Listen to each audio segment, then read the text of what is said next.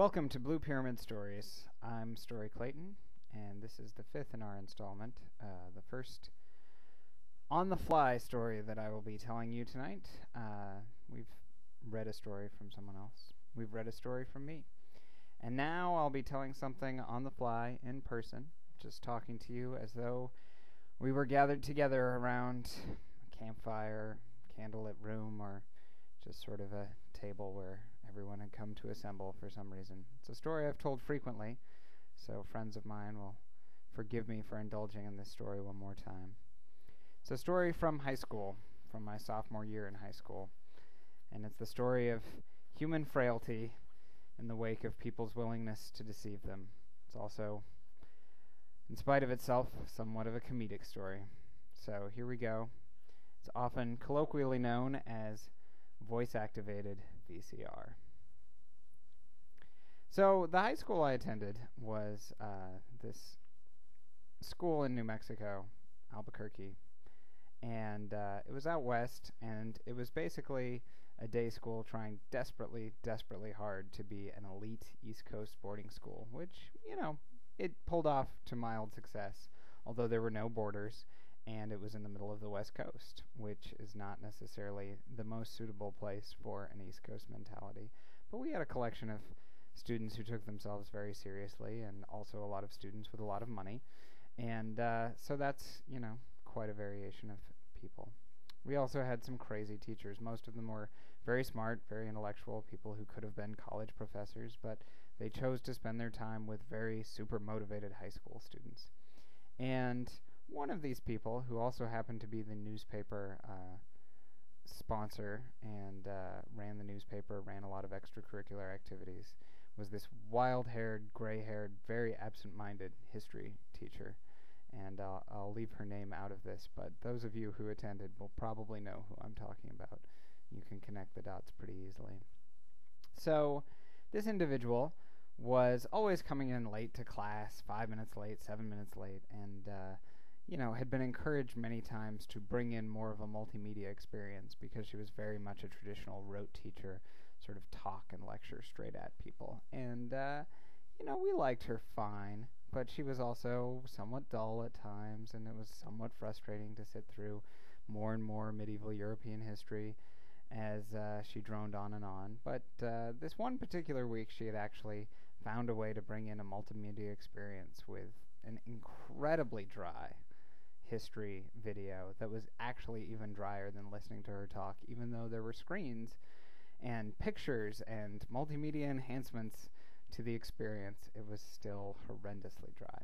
And so we all sort of wished that she would just lecture at us and come back instead of dealing with this. So she was 5 minutes late, as normal, and on the fly, this friend of mine and I, unfortunately I'm at the center of this deceptive situation, came up with this idea to grab the remote control from the sort of velcroed place next to the TV screen where it sat and try to convince her, because our school had a lot of money and it was just on the edge of something that we could actually pull off convincing her, that this VCR that she had gotten on this cart that was sitting in our room, even though it was probably the exact same VCR that we had just been using the day before, was actually voice activated.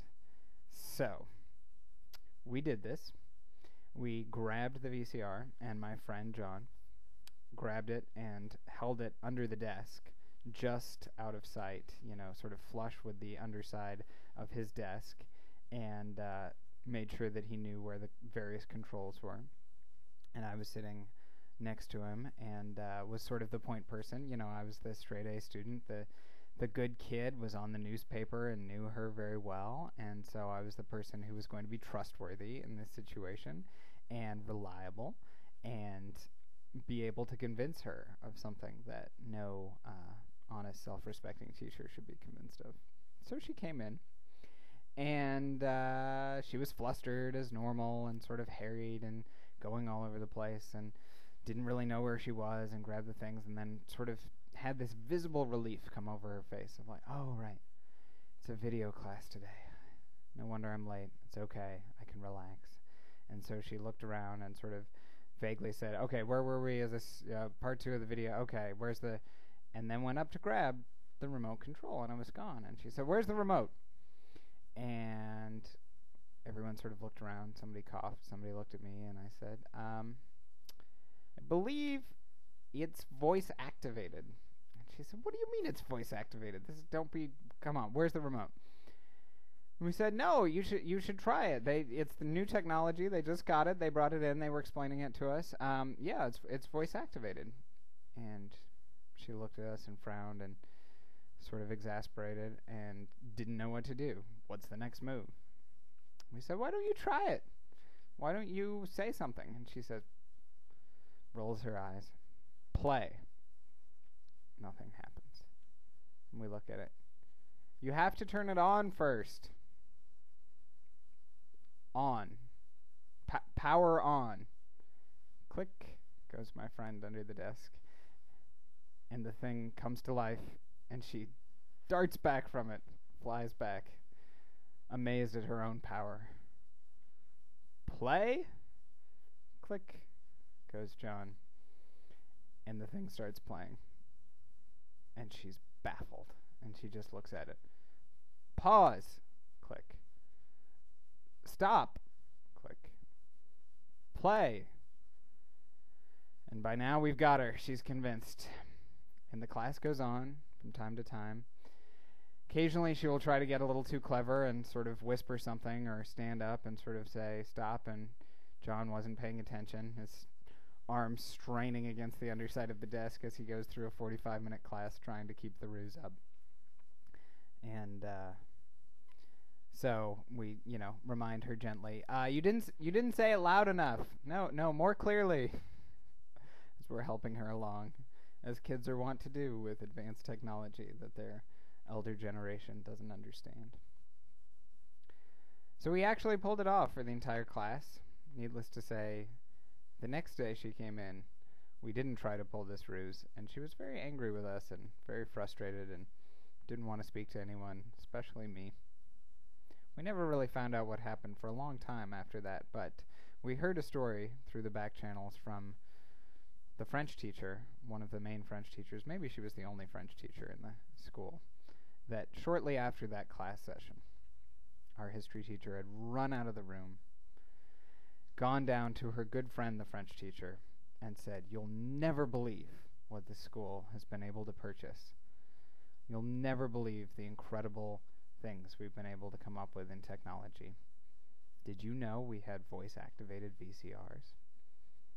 And the French teacher predictably rolled her eyes and said, what are you on?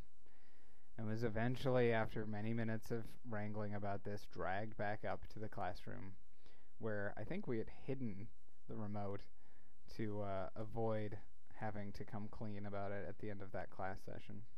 She comes up, walks up to the little cart with the VCR and the TV on it. Power on. Play. On. Power on. Play. Stop.